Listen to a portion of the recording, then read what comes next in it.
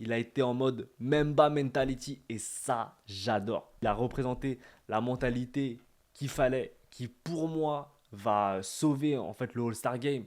Ok, what's up mes ballers? J'espère que vous allez bien. Je m'appelle Mike et bienvenue sur ma chaîne Magic Mike Curry. Ici, on va parler NBA. Donc si vous voulez connaître toute l'actualité NBA, vous êtes au bon endroit les gars. Donc c'est parti, bienvenue sur le premier épisode. On va parler du All-Star Game qui s'est passé la semaine dernière à San Francisco. Ok, donc je pense que vous avez dû regarder le All-Star Game qui s'est passé la semaine dernière à San Francisco ou pas, parce que c'était la deuxième pire audience qui s'est passée de toute l'histoire de la NBA. Donc vraiment, ça a été catastrophique. Chaque année, c'est la même sauce et chaque année, c'est de pire en pire. Là, j'ai les stats.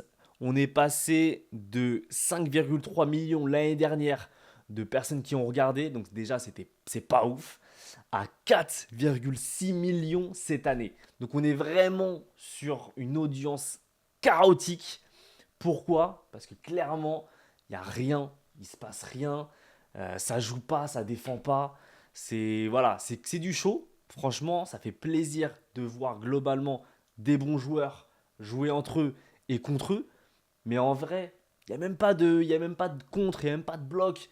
C'est juste, ils sont là, ils se tapent des 3 points, ça tape des petits dunks. C'est rigolo. Mais sinon, c'est pas fou. Franchement, on s'ennuie. Et globalement, on va en parler en détail, mais le dunk contest, le 3 points contest et du coup le skills challenge, il est pas dingue. Donc là, clairement, il y a eu quoi? Ils ont un peu changé en fait. Chaque année, ils changent un peu le système. Avant, c'était West contre Est. Après, c'était Team LeBron contre Team Curry. Team LeBron contre Team Durant. Team LeBron contre Team Yanis. Et plein d'autres choses. Je ne me rappelle même plus du reste. Là, on a eu quatre équipes. La Team OG et d'autres teams. Global, etc. C'était sympa. Ça fait un peu type tournament. Je pense qu'il y a eu un peu plus de challenge.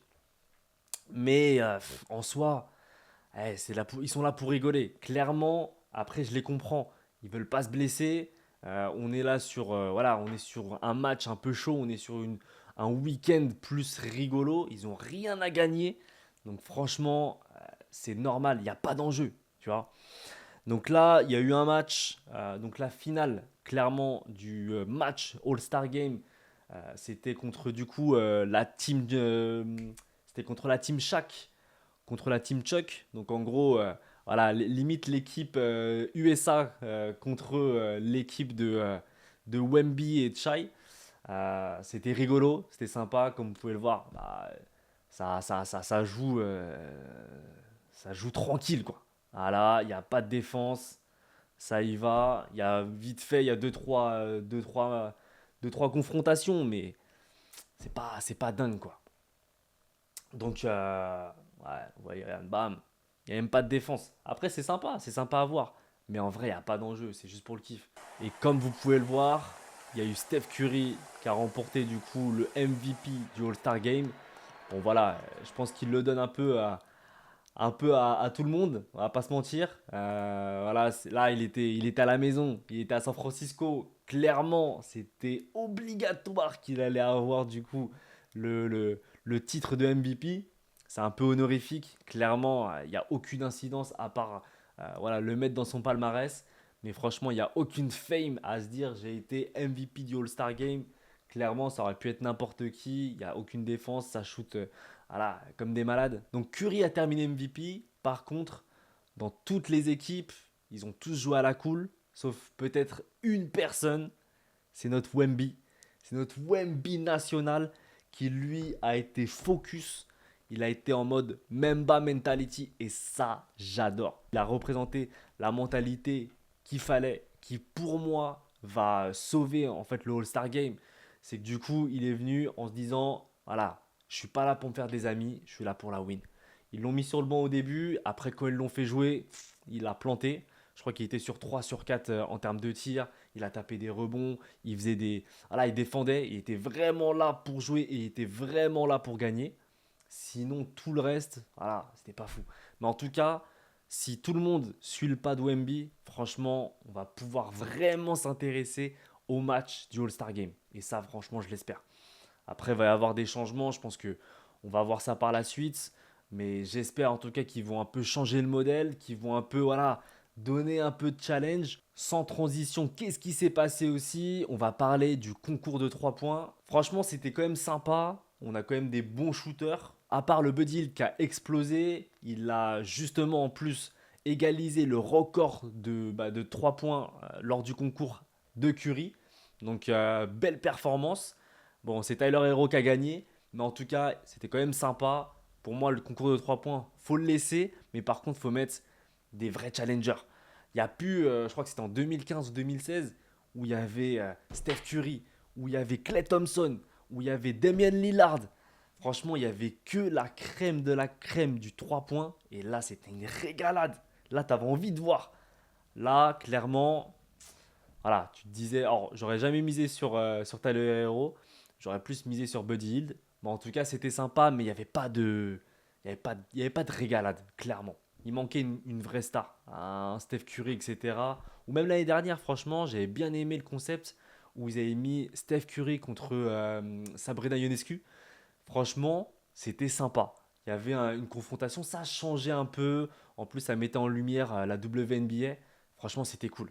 Apparemment, en plus, cette année-là, ils voulaient mettre un duo Steph et Sabrina contre Klay Thompson et comment elle s'appelle la rookie d'Indiana là. Ça aurait été sympa. Ça aurait été Caitlin Clark. Ça aurait été sympa, clairement. Un duo en plus masculin-féminin NBA WNBA contre les crèmes de la crème des meilleurs en 3 points. Ah là, ça aurait été génial.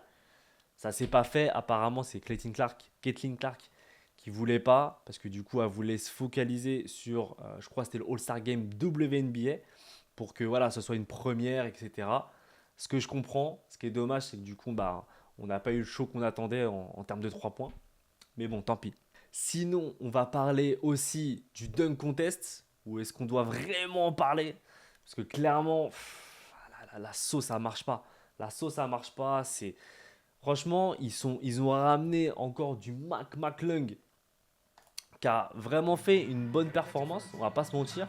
Franchement, en vrai, c'est lui qui, c'est pas il sauve, mais en tout cas, il maintient le dunk contest. C'est quand même sympa à regarder quand lui il dunk, mais sinon tout le reste, mais qu'est-ce que c'est nul!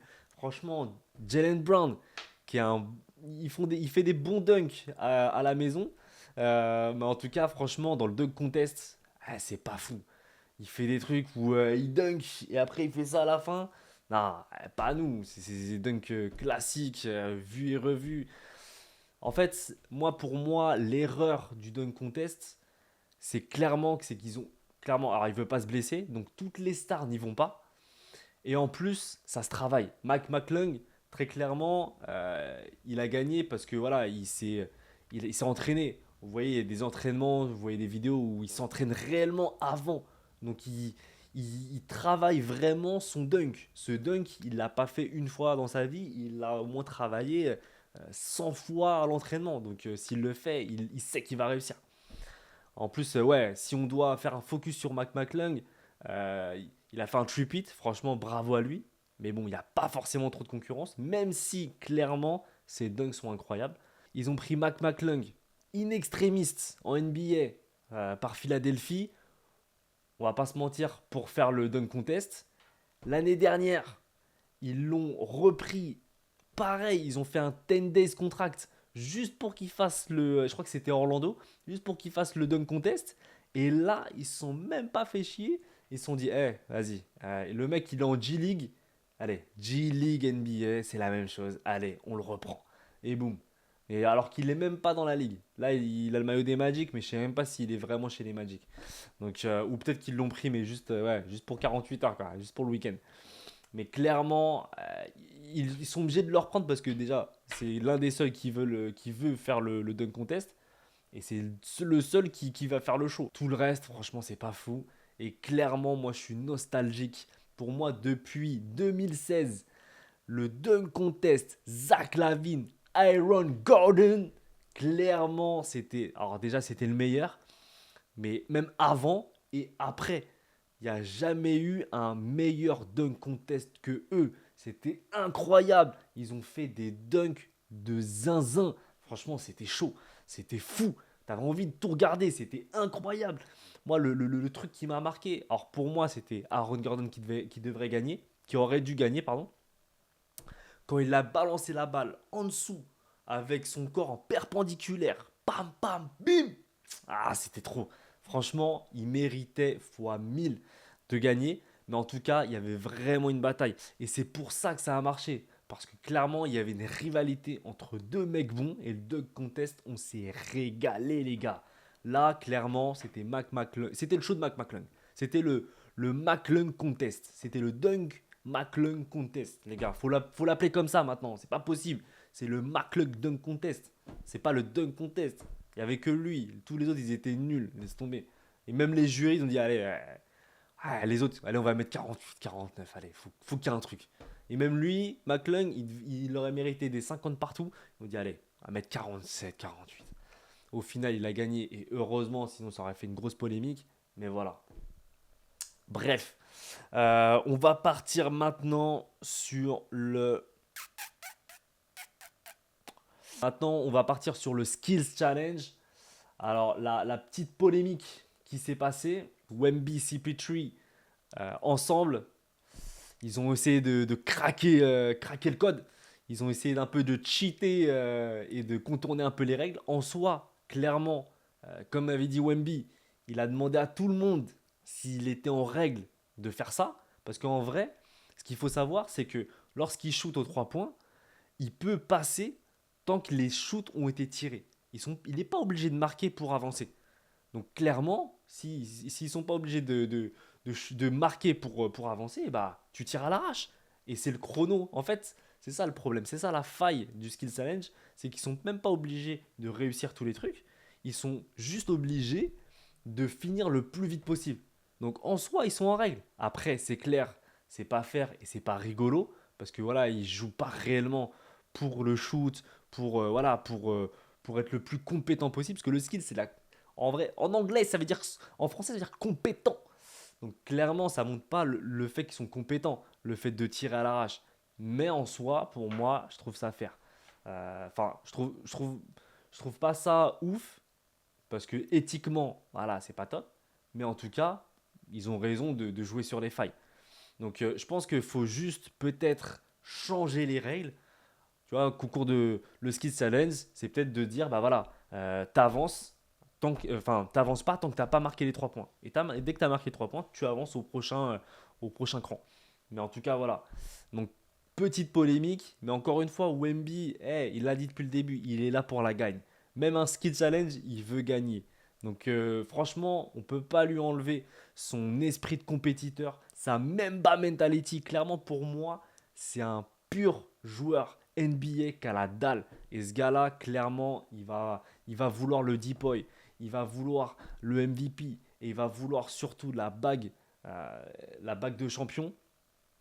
Et je pense qu'il l'aura. Je pense que d'autres devraient suivre justement un peu cette mentalité qu'avait Kobe, de toujours tout donner et de se dire hey, j'ai pas d'amis dans la NBA, moi je suis là pour tout donner, pour la graille, je veux tout graille. Donc voilà ce qui s'est passé du coup en résumé en tout cas sur le All-Star Game. J'espère que vous êtes régalés. N'hésitez pas à mettre un max de pouces bleus, à commenter aussi également. N'oubliez pas surtout de vous abonner, vraiment c'est très important pour moi. Ça me permet du coup de développer la chaîne et ça me donne de la force. Et n'oubliez pas également d'activer la cloche parce que du coup je vais sortir des vidéos entre 2 à 3 fois par semaine. Je vous dis à très vite. Ciao mes ballers.